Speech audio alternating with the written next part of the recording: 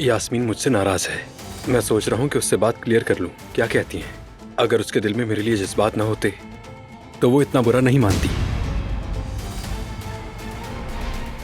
मुझे तुमसे कुछ बातें करनी है। फरहाद ने बहुत गहरा गड्ढा खोदा है। अगर वो तुम्हारे साथ पला बड़ा होता तो आज फरहाद एक और ही इंसान होता। सच तो यही है कि उसे अपने घर वापस आना चाहिए।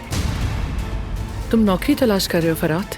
मैंने अपने दोस्त की पेशकश कबूल कर ली है। बेटी, क्या बारा ने तुमसे कुछ कहा? सिर्फ इतना कहा कि बात करेगा वो। चलें बात करते हैं। हम अच्छी तरह जानते हैं आप क्या करने की कोशिश कर रही हैं। मगर बारान, मैंने और बाबा ने सोच समझकर एक फैसला किया है। फरहाद और गुल अगर चाहें तो हवेली वापस आ सकते हैं। भाई, क्या हुआ जेहान? जवाहिर जेल से बाहर आ गया है भाई।